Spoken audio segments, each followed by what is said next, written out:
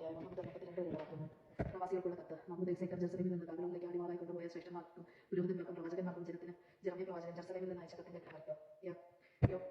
യെക്കൊന്യാ രാജാവും രാജമാതാവും ഷണ്ഡന്മാരും യൂദായിലെയും ജെറുസലേമിലെ പ്രഭുക്കന്മാരും ശില്പികളും ലോഹപ്പണിക്കാരും ജെറുസലേം വിട്ടുപോയതിനു ശേഷമാണ് ഈ കത്തയച്ചത്. ബാബിലോൺ രാജാവായ നബൂഖദ്നേസറിന്റെ അടുത്തേക്ക് യൂദാ രാജാവായ സെദെക്കിയാ അയച്ചവന് ഹിൽക്കായുടെ പുത്രനുമായ ഗമറിയായും ഷാഫാന്റെ പുത്രൻ എലാസായും വഴിയാണ് ഈ കത്ത് ബാബിലോണിലേക്ക് അയച്ചത്. കത്തിലെ സന്ദേശം ഇതാണ്: ജെറുസലേമിൽ നിന്ന് ബാബിലോണിലേക്ക് അടിമകളായി ഞാൻ അയച്ച സകലരോടും ഇസ്രായേൽ ദൈവമായ സൈന്യങ്ങളുടെ കർത്താവ് ചെയ്യുന്നു. വീട് പണിത് അതിൽ വസിക്കുവിൻ. തോട്ടങ്ങൾ നട്ടുപിടിച്ച് ഫലങ്ങൾ അനുഭവിക്കുവിൻ. വിവാഹം കഴിച്ച് സന്താനങ്ങൾക്ക് ജന്മം നൽകുവിൻ. നിങ്ങളുടെ പുത്രിപുത്രന്മാർക്ക് വിവാഹം കഴിപ്പിക്കുവിൻ. അവർക്ക് മക്കളുണ്ടാകട്ടെ. നിങ്ങൾ പെരുകണം. നിങ്ങളുടെ സംഖ്യ കുറഞ്ഞു പോകരുത്. ഞാൻ നിങ്ങളെ അടിമകളാക്കി അയച്ചിരിക്കുന്ന നഗരങ്ങളിൽ സമാധാനത്തിനായി യത്നിക്കുവിൻ. അവയ്ക്ക് വേണ്ടി കർത്താവിനോട് പ്രാർത്ഥിക്കുവിൻ. നിങ്ങളുടെ ക്ഷേമം അവയുടെ ക്ഷേമത്തെ ആശ്രയിച്ചായിരിക്കുന്നത്. ഇസ്രായേലിന്റെ ദൈവമായ സൈന്യങ്ങളുടെ കർത്താവ് അരുളി ചെയ്യുന്നു: നിങ്ങളുടെ ഇടയിലുള്ള പ്രവചകന്മാരും പ്രശ്നക്കാരും നിങ്ങളെ വഞ്ചിക്കാതിരിക്കട്ടെ. അവരുടെ സ്വപ്നങ്ങളെ വിശ്വസിക്കരുത്.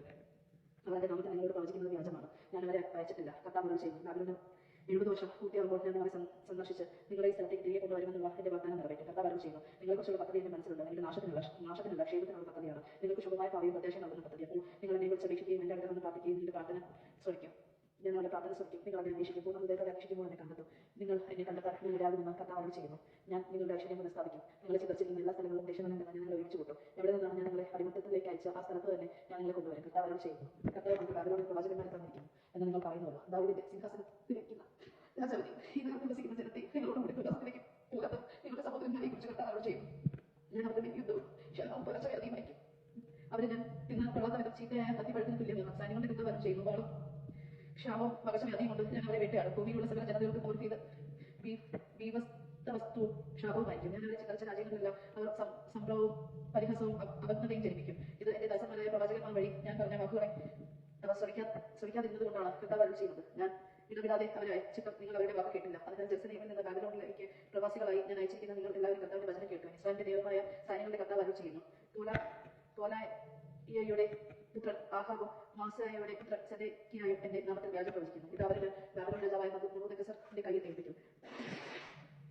നിങ്ങളുടെ കൺമുമ്പിൽ വെച്ച് അവരെന്നെ വധിക്കും. അവരുടെ അന്ത്യത്തെ ആസ്പദമാക്കി ബാബിലോണിലുള്ള യൂദാ പ്രവാസികൾ ഈ ശാപവാക്യം ഉപയോഗിക്കും: സെദെക്കിയെയും അഹാബിനെയും ബാബിലോൺ രാജാവ് തീയിൽ ചുട്ടതുപോലെ കർത്താവ് നിന്നോടും ചെയ്യട്ടെ. അവർ അയൽക്കാരുടെ ഭാര്യയുമായി വ്യഭിചാരത്തിൽ ഏർപ്പെടുകയും ഞാൻ കൽപ്പിക്കാതെ എന്റെ നാമത്തിൽ വ്യാജം പ്രവചിക്കുകയും ചെയ്ത് ഇസ്രായേലിന്റെ തിന്മ പ്രവർത്തിച്ചതിന്റെ ഫലമാണിത്. ഞാനത് അറിയുന്നു. ഞാൻ തന്നെ അതിന്റെ സാക്ഷിയാണ്. കർത്താവ് അരുളി ചെയ്യുന്നു. ഷെമായിയുടെ പ്രതികരണം.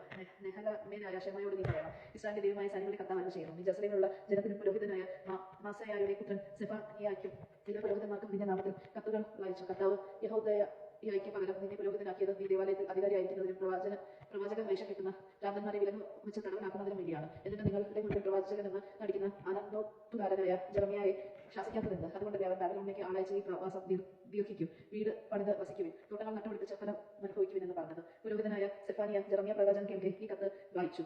അപ്പോൾ ജെറമ്യായ്ക്ക് കർത്താവിന്റെ അരുളപ്പാടുണ്ടായി: നീ ആളയച്ച് എല്ലാ പ്രവാസികളോടും പറയുക, നെഹലമേനായ ഷെമായിയെ കുറിച്ച് കർത്താവ് അരുളി ചെയ്യുന്നു: ഞാൻ അയക്കാതിരുന്നിട്ടും അവൻ നിങ്ങളോട് പ്രവചിക്കുകയും നിങ്ങൾ ആ നുണയിൽ വിശ്വസിക്കാൻ ഇടയാകുകയും ചെയ്തു. അതുകൊണ്ട് കർത്താവ് അരുളി ചെയ്യുന്നു: ഞാൻ നെഹലമേനെയും ഷെമായെയും അവന്റെ സന്തതികളെയും ശിക്ഷിക്കും. എന്റെ ജനത്തിന് ഞാൻ നൽകുന്ന നന്മ കാണാൻ അവരിൽ ആരും അവശേഷിക്കുകയില്ല. ദൈവജനങ്ങൾ നാം കേട്ടത് നമ്മുടെ ദൈവത്തെ സ്തുതിക്കാം. ക്രിസ്തുവിനെ സ്തുതി.